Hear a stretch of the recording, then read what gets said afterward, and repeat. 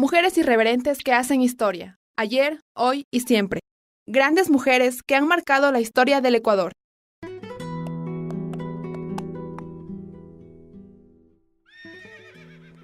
Dolores Veintimilla de Galindo nació en Quito el 29 de mayo de 1829. María Soledad Torres, coordinadora de Formulación, Información y Estudios del Consejo Nacional para la Igualdad de Género del Ecuador, mencionó que en esa época las mujeres estaban asignadas solo para las tareas del hogar.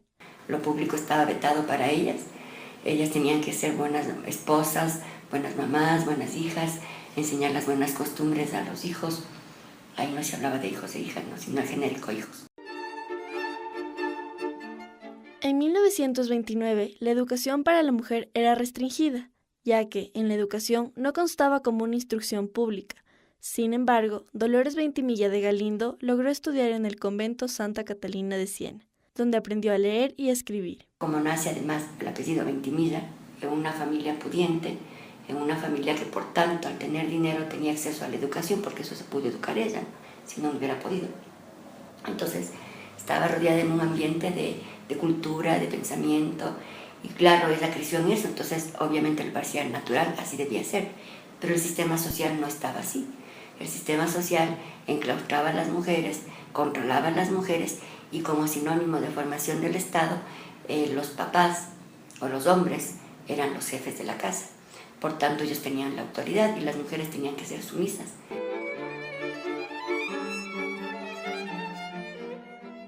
En Guayaquil, Dolores Veintimilla muestra sus dotes artísticos y escribe su famoso poema llamado Quejas. En abril de 1957 escribe Necrología, en el cual aboga por la eliminación de la pena de muerte en el Ecuador. Mediante la poesía, Dolores Veintimilla expresaba sus tristezas y sufrimiento, pero su poesía también se caracterizaba por ser crítica y cuestionar las convenciones y reglas de una sociedad machista. Para Soledad Torres, era una mujer que rompía esquemas con sus escritos en una sociedad conservadora.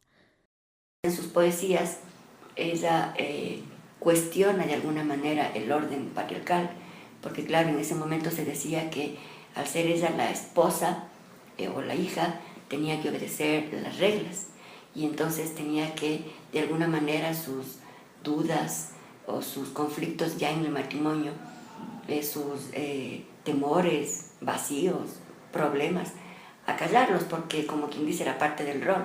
Entonces, como decía el vulgo, lo privado no hay que difundir, o sea, eso, los trapos sucios se lavan en casa, más o menos, ¿no? Entonces, claro, ella con sus poesías demuestra primero que sufre, demuestra que el matrimonio no es tan ideal como le decían, pues ni la pareja es tan bonita como le contaban, sino que ya la cotidianidad, obviamente, ella ve dolor, la angustia, la soledad, el abandono, y claro, reclama.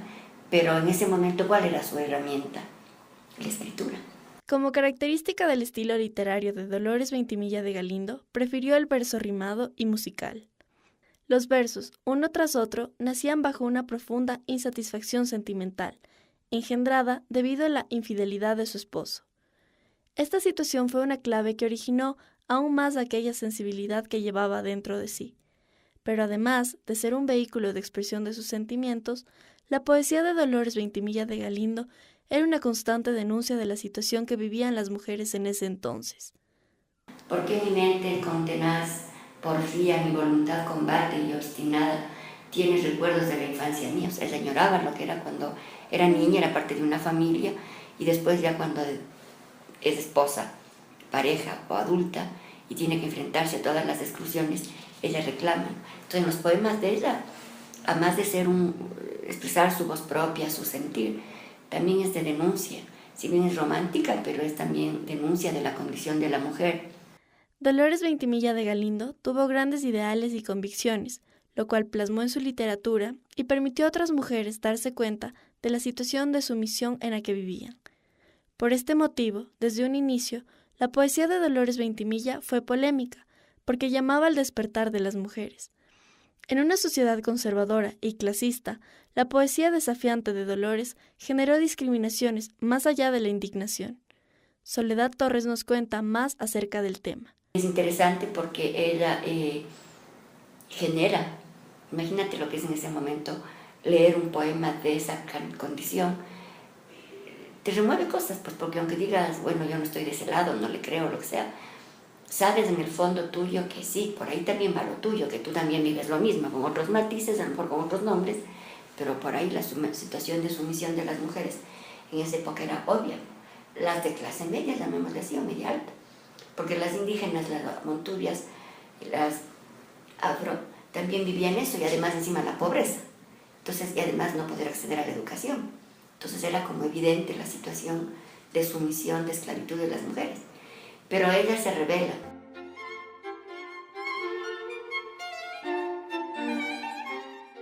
Dolores Ventimilla fue una mujer valiente que siempre expresó lo que pensaba a pesar de que eso significara recibir críticas y ser perseguida. Dolores Ventimilla, en sus obras literarias, rechazaba la política machista, lo que provocó que la sociedad cuencana conservadora la mantuviera en la mira de la desconfianza y el recelo. Dolores Ventimilla de Galindo tuvo muchos problemas por ser la primera mujer en tener el ideal de defender a la clase indígena y abogar por la abolición de la pena de muerte en el Ecuador. Cuando ella pide o hace este poema que dice: no es sobre la tumba de un grande, no sobre la de un poderoso, no sobre la de un aristócrata que derrama mis lágrimas, no, las vierto sobre la de un hombre, se refiere al indígena, ¿no? Sobre las de un esposo, sobre las de un padre de 5 hijos, que es el indígena, que no tenía para estos más patrimonio que el trabajo de sus brazos. Entonces ella se revela al tema de la pena de muerte, porque le parece terrible que finalmente esos hijos se queden sin padre, que les mantenía, y que además hay que respetar la vida, el principio básico de los derechos humanos. Pues en ese momento no se hablaba de derechos humanos, pero en teoría esas se resisten. Las valientes y polémicas publicaciones de Dolores Ventimilla hicieron que los cuencanos la humillen, la repudien y hagan malas críticas sobre ella y sobre su obra. Esta persecución social provocó una gran depresión, la cual terminó con un desenlace fatal. Soledad Torres nos comenta más. Protestaba por la situación de las mujeres, no pegando pastines ni mucho, sino con su poema, con su escritura. Y entonces, claro, al suicidarse, hay algunas otras personas que dicen que sí, puede haber tenido, como es obvio, un trastorno psicológico, no patológico, no, pero estaba angustiada. Ahora sabríamos que es una violencia psicológica, institucional, que vivía, y que, claro, le obliga a suicidarse, pero además es el sistema social, los prejuicios, el enclaustramiento de las mujeres, ese rol tan mínimo a las mujeres, el rol de madre, de esposa, de cuidadora, de no tener voz propia, que le obliga a ella a suicidarse. Dolores Ventimilla se suicidó el 23 de mayo de 1857 con algo de cianuro que encontró en el maletín de su marido, dejando solamente una nota a su madre. Mamita dorada, perdón 1000 veces.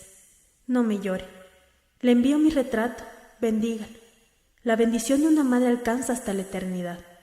Cuide de mi hijo y dele un adiós al desgraciado Galindo. Me he suicidado.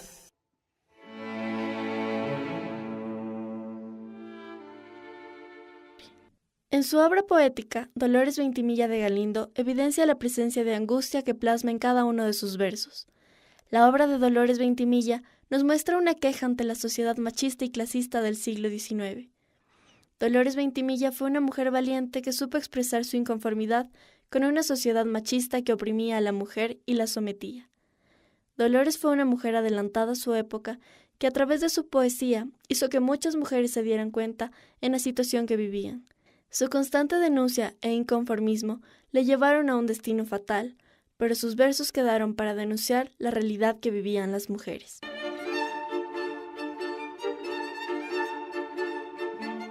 Una producción del Consejo Nacional para la Igualdad de Género y la Escuela de Comunicación de la Facultad de Comunicación, Lingüística y Literatura de la Pontificia Universidad Católica del Ecuador.